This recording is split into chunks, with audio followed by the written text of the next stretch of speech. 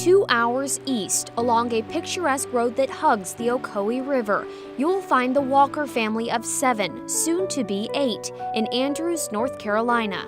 6-year-old Daniel has occasionally had seizures since he was a baby, but last June, the family was leaving an event and noticed something was very wrong. It was pouring rain, and I said, okay, on the count of 3, we're all gonna run to the truck. And so I counted to 3, and we all took off running. Everybody's getting in the truck, and I turned around, and Daniel was just kind of baby stepping with his head down through the parking lot. I thought, what are you doing? I thought he was kind of playing in the rain or something. And I picked him up and put him in his seat, and he was really unresponsive and just kind of slouched over. I was trying to get his attention, and he wouldn't pay attention. And up to this point, you know, the seizures that we knew were seizures were the full-on jerking. So we didn't know what was going on. Daniel couldn't breathe and started to choke on his own vomit. They would later learn it was at that moment one of his lungs collapsed. Now, anytime your child turns blue, that's really scary. An ambulance took Daniel to the nearest hospital. Soon, they realized he needed around-the-clock treatment elsewhere. The ER doctor said if they had to intubate, they would immediately call for an airlift to Erlanger. Amanda refused to part with Daniel during the flight. We didn't know if he was gonna make it. I mean, we were really worried that we were watching our son die, and we were terrified. Doctors and nurses flooded around Daniel as soon as they got to Children's. His diagnosis, epilepsy, intensified by a case of pneumonia. Hours later, with arrangements for their other children made, it was time for Amanda and Rick to get some sleep. We just couldn't get our thoughts straight enough to even really think about where we were going to sleep or anything like that. Returning to their Andrews home each night was not an option. My father told me that we needed to find out if there was a Ronald McDonald House and to look into that, because he said that would be the best thing for us. And I never knew what the Ronald McDonald House did before that.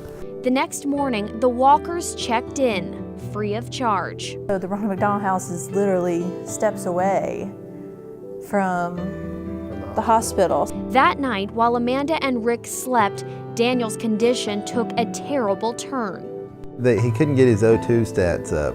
He kept falling down below 90, and he was just straining to breathe. The hospital called the Ronald McDonald House to get Amanda and Rick there immediately. And we were able to throw shoes on, throw clothes on, and be at the hospital within minutes. And for me, as the mom, you know, I mean, if we had been in a hotel even, and we had to drive all that way, I wouldn't have been able to think straight. We walked because we knew we couldn't drive. We were so scared. Surgeons jumped into action to repair Daniel's collapsed lung. He immediately began recovering. It was just like a miracle procedure that it just immediately fixed the situation. Over the next hours and days, the Walkers say their vibrant 5-year-old son returned before their eyes. For me, when I look back on it, I feel like that was the biggest blessing, or at least one of the biggest blessings. That was to be so close. So close, that anything that happened, we could be there. Amanda and Rick say it was more than a place to sleep. It also provided the comforts of home. And just having like home-cooked food there, and then the leftovers they keep in the fridge and you can access anytime. And that, oh gosh, it just makes you feel like a real person. Just a horrible feeling of helplessness, and have to worry about hotel stays or driving back and forth or sleeping in the lobby of the waiting room at the hospital would add so much stress to the situation. The Walkers checked out of the Ronald McDonald House 9 days later. I just can't imagine having to go through that situation without the Ronald McDonald House. Now, 9 months later, it's back to life as usual with spirited Daniel.